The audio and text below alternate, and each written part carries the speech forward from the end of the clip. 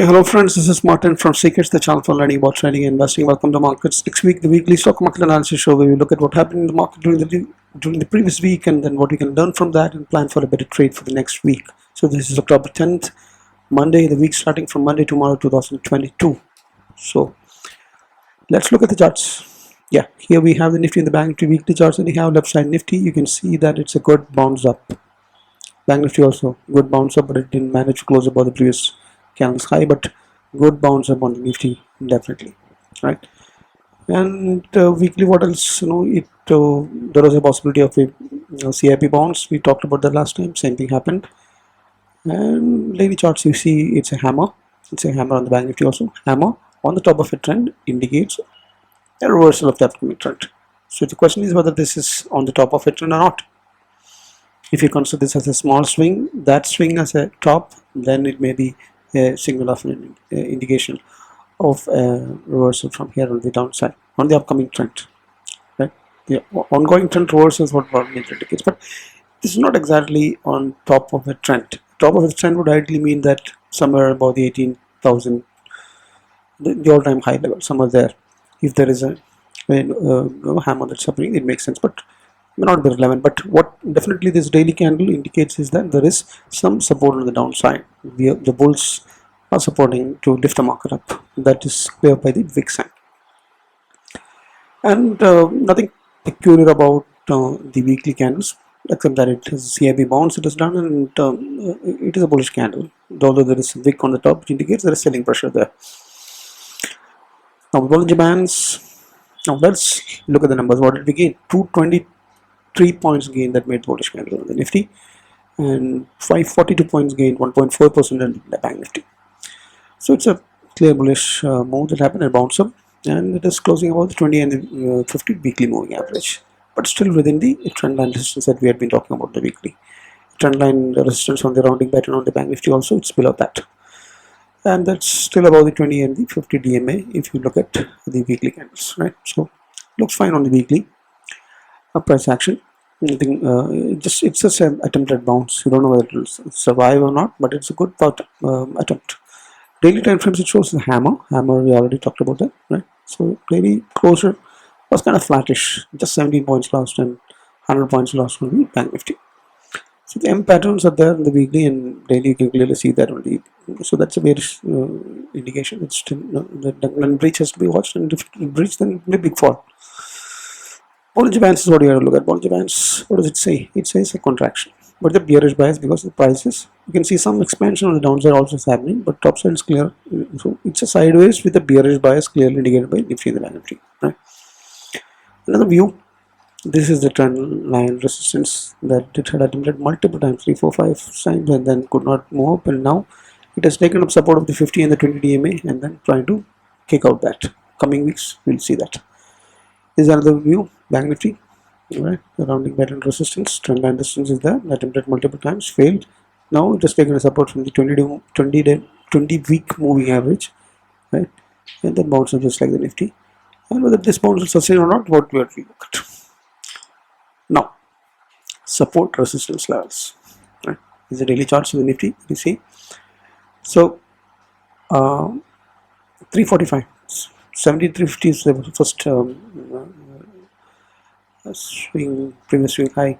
That can be a resistance. That is stick. Then 7500 would come, and then 77 previous swing high would be there. 17726. Then you have 17850 nearby range. Right? Previous swing high again.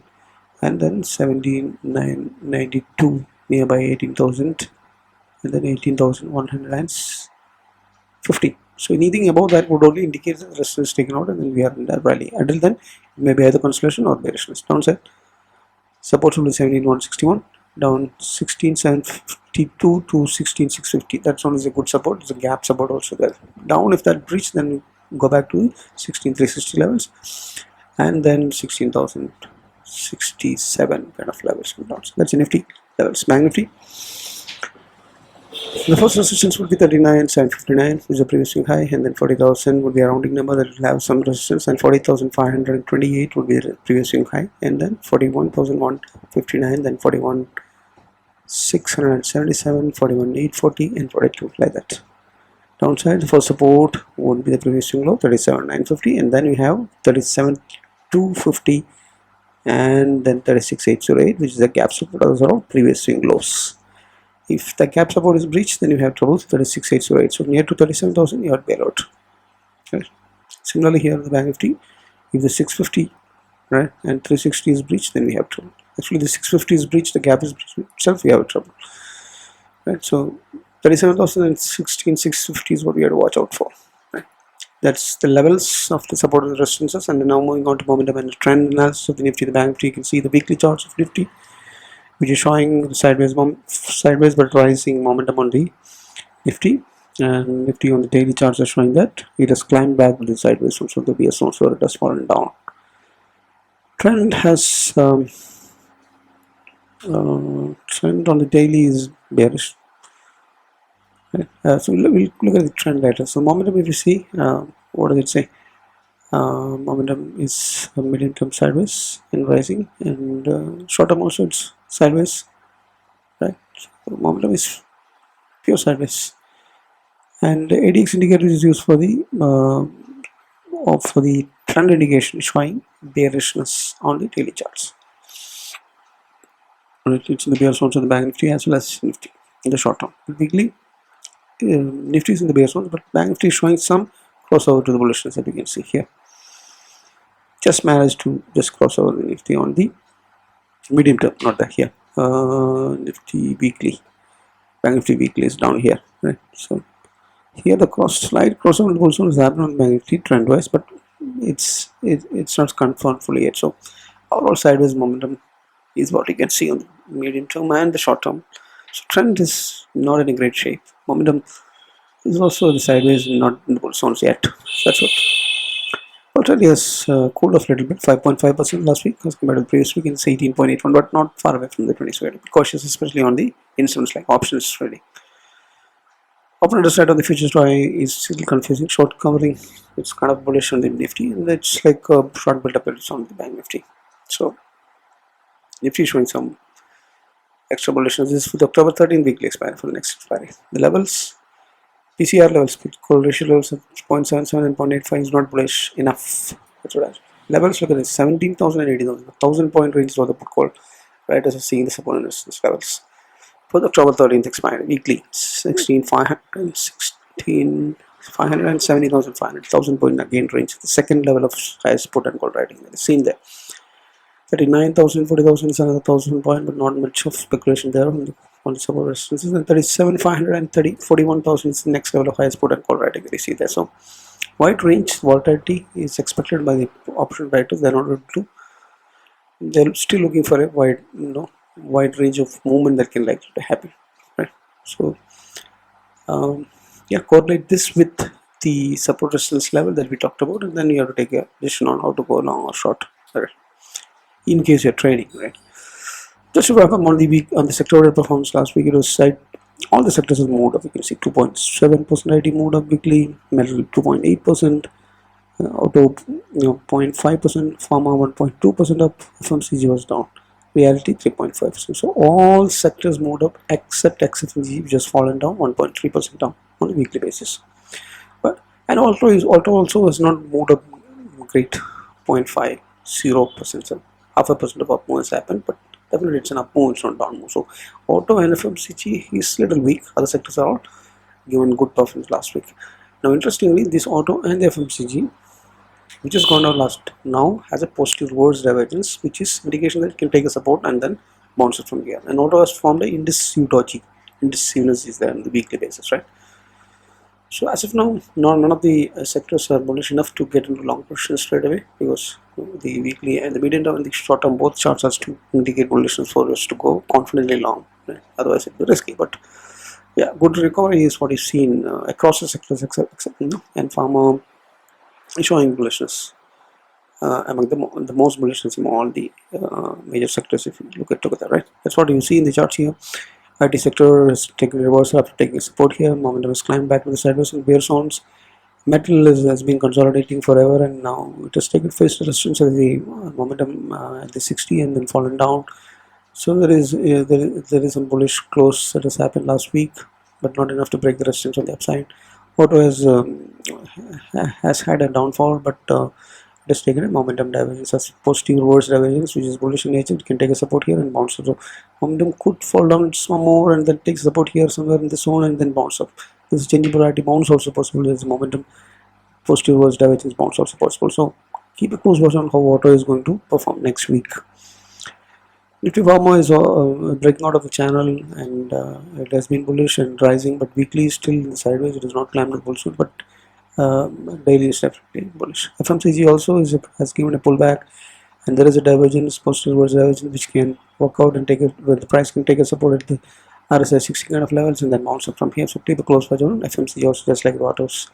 Then reality, you can see that it's a bullish bounce near to the neckline of the rounding of the cup and handle pattern.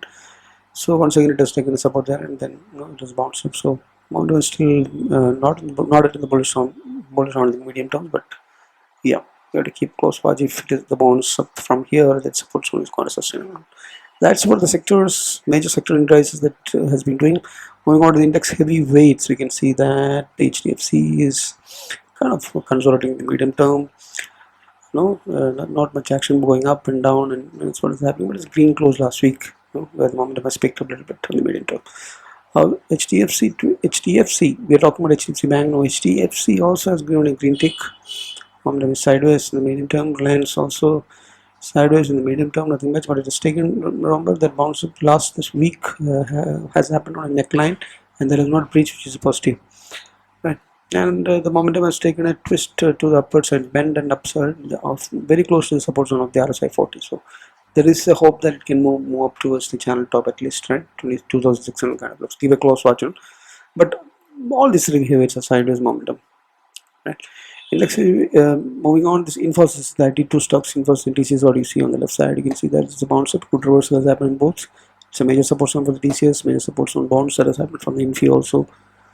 Momentum has climbed back in the, definitely in the medium term to the side, medium term to the sideways from the weird zones earlier. ICICI Bank, the most bullish on that, is having a positive reverse divergence also at exactly like we had talked about last week. It has taken support of the RSI 60 and taken a bounce, and then it's moving up. It's also in neckline of the rounding pattern, so you can go. It's most bullish among the heavyweights as of now, apart from the recovery that's happening in the IT. But momentum trading, ICICI Bank is the most bullish with the divergence that is there. Kotak Bank has been consolidating forever, and last week also it was consolidation side as momentum in the medium term. Moving on, FI participation, yeah, it was kind of less selling. I would say 37 crores only got sold because in between some buying happened on the FI side. 3 days of buying and happened, if you see on the top, right? DIS has been supporting into nearly 2,000 crores, 1869 crores of buying in the cash has happened, and that's how the market did not fall, right? So in the derivative side also, it's a downside play that the FIs have been doing last week. So institutional participation is kind of flattish, no big selling, neither not big buying is happening, but the AIs are definitely supporting the market, right? Given the global scenario, that is fair enough.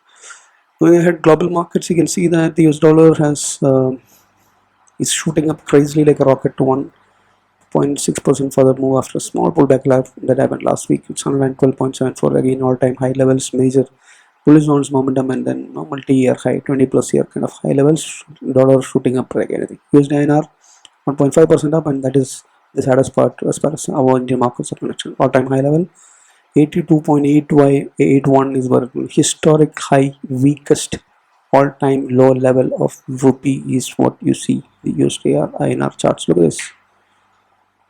That's the biggest worry. Down second worry, crude oil, which is cooling off, and it was kind of a relief when it went to the 85 below levels. Now shot up above the 90 and it's 92.4.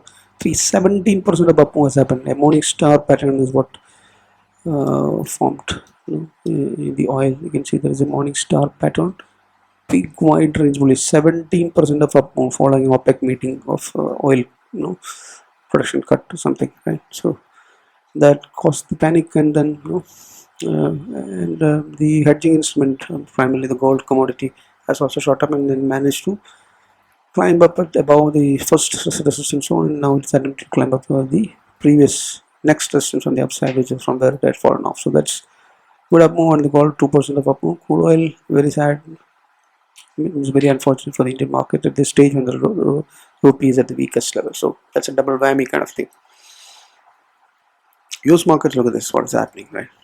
It gave good hope when it almost breached the support zone and then attempted a good climb up above the 30,000 kind of levels. On the Dow Jones and weekly charts were very good looking till the last few days when it was given away all that in the sell-off, and momentum in the various zones on the medium and the short term. Right, so clear bullishness is an inverted hammer could indicate a reversal from this. So some consolidation may happen here, and then it could move up. Possibilities there. Inverted hammer at the end of a trend indicates there is a possibility of a reversal. So that way it's positive, optimistic, but you have to keep a close watch of previous to previous week low. If that is breached, then we have trouble. And also, if this momentum that you see on the medium weekly charts takes a hit at the RSI 40 and then dips downside, means gone. We are in for a big trouble there. So Nasdaq also is taking an inverted hammer pattern on the S&P 500 also. All are in the major support zone. The bounce up has happened, but could not sustain as good as it had happened because there is ceiling pressure. The upside is clear. That's a global market. So dollar rising, rupee weakening to all-time low levels, and US markets heavily bearish, along with the crude spiking up 17% a week is definitely bearish. Going at two stock picks for the next week, ICICI Lombard General Insurance is a short call because the momentum has reached the support zones of the moment and it is in the bear zones, and trend has crossed on the bear zones, and the price action indicates that it's going down to the channel bottom. So a fall below the 1000 is possible, right? 1072 at least. It's support there, but channel bottom is what the target should be, and the candle, the previous candle's high can be the stop loss, right? With tight stop loss, this could give good swing opportunities on the downside. IDFC Limited is having a rectangular breakout. There is a probability of that. The thing is, it's on the daily charts and weekly charts and monthly charts are showing a momentum range shift that is happening from the bear zones, from the sideways zones to the bullish zone. So that momentum range shift could work out beautifully. So we have to keep a close watch if the price, and make an entry if that breach is confirmed of the box pattern. So keep a tight stop loss at the neckline of the box or the rectangle pattern, and it could be rewarding if it moves up. And there is some fundamental news also, some acquisition or some fundamental news also happening in the IDFC. I think it is ready to be sold to the interested party. It's looking for investments primarily. So regardless, the charts are talking that there is a price up move, historic, the price up move is evident from the charts with possibility of a breakout. It has not happened yet, so don't jump in. Only if there is a confirmation box pattern, then you should enter, right? So one on the short side is Lombard, and one on the long side IDFC Limited. Two picks for the next week for swing trade opportunities potential, right? Another one is Nifty options trading strategies, and it has been the double diagonal color spread that I've been telling every weekend. Look at the range that we are getting: 816, 840, and 17, 720. Where do we have that much kind of range that we can get? And it gives us time to roll over all down in case there is a breach happens, which is very less likely. The probability is also fair enough, and 1 to 2% target is very easy on a week to week basis. What else you need? Tell me which of these strategies, which of these double diagonals that has been put in the last at least 1 year has failed. Probably one time or two times, not more than that. So high probability and high range, and except that you should exit before the last day, right? 2 to 3 max that you should trade. Basically you're selling this month's the next month's put and call options, right? And then with your OTM put and call options, and then for OTM for month buying of the put and call is what you do in a double diagonal. It gives advantage of the volatility rise that is happening. The volatility is spiking up just like anything, and then that could this is vega positive, so there can be advantages as well. The only caveat is that you should not hold on till the last day, right? Things could go out of your hand. So consistent profit making strategy, double diagonal color spread, try it out, and just completely risk defined. You know what exactly you lose, and you know what will be left over here for the next trade. Now that we have seen all of these things, let's wrap it up. So basically what we have seen is last week is nothing but consolidation. A decent bounce has happened. It was very volatile, as you know. So 7 to 10% of correction had happened, and after that you see a bounce. right? Now this bounce is sustained or not, we don't know yet, because none of the momentum indicators or trend indicators are giving that much positive indication that it will climb up. No, it is not yet. The fact that it has taken a moving average support, 20 DMA and 50 DMA support in the weekly DMA, weekly moving average, also it has taken a support and bounced up, but it is resisting below the 20 DMA. So Bollinger Bands also indicating some bearishness and downside expansion is beginning, but overall consolidation. But now this consolidation, will it change into a bearishness or not, is the worry. I have a mild bearishness because of the fact that this market is heavily bearish, and it all depends on whether we are going to consolidate at the Dow Jones level where it is, or the US indices levels where it is, or is going to break the previous week's candle low. If that happens, then we have trouble. Right? So there is a mild bearishness because of the reason. Multiple reasons. Basically, one is the US market bearishness. Second is the rising crude oil, which is only relief that is there, and weak rupees weekend. The Fyers are selling more primarily. Last week also they are not selling big, but they are just waiting for something to sell it more probably. And the VIX is still at a very high, 19, 18.8 is near to 19 and 20, and so high VIX price action swing levels still indicate we are inside that resistance level. Not broken out of that. There is no way that we can think bullish. We may think about sideways or neutral, that is fine, but more bearishness is what the price patterns and indicators and global cues are all giving more bearishness, and so view for my view for the next week is mild bearishness. So US market is something you have to keep close, which I've been telling these multiple times, because it's having a heavy bearishness. Now that a reversal weekly candle possibility is there with a hammer, inverted hammer, so if you have to keep watching that. If the price moves above this week's candle high, then probably it may be attempting to move up to the next resistance level website. Otherwise, we have trouble, as I am repeating that for the third time probably. Now, crude oil is rising up, and rupee is weakening, and dollar is shooting up like anything. Global cues are poor. We already know. We have to be cautious. Stay away from the trade if the VIX is again rising above the 20 symbol. Right, so 16,650 downside, 37,000 on the Banknifty, the level side to watch. Below that, we have to turn to the into the short side, definitely. Right, so quality stocks you'll have to make use of covered put for systematic investment, and you'll have to use of covered calls to protect your quality stocks for long-term investments. Right, so always hedge your strategies and buy the hedges on both sides so that you don't get surprised in the next morning. Right? Your capital will still be there for you to trade and then try like next time. Right? Otherwise, you're just out of the game. So, protect your capital, manage your risk. That's all you can do. Making all of these parameters that we talked about. What do they say to you overall? Take a view on the market and then trade it if you like. Right? If you like to, and if you're convinced, if you have the conviction enough, then trade it. Otherwise, stay out of the market. That's the best trade to do when the VIX is again shooting up, if in case. But the view for the next week is mild bearishness for me. If that helps you to frame your trade plan for the next week someday, definitely subscribe if you're not subscribed, and hit the like button if you like it, and then share it to maximum. We have very few subscriptions. I appreciate your help in this regard. Thanks for watching. Happy trading, happy learning. Bye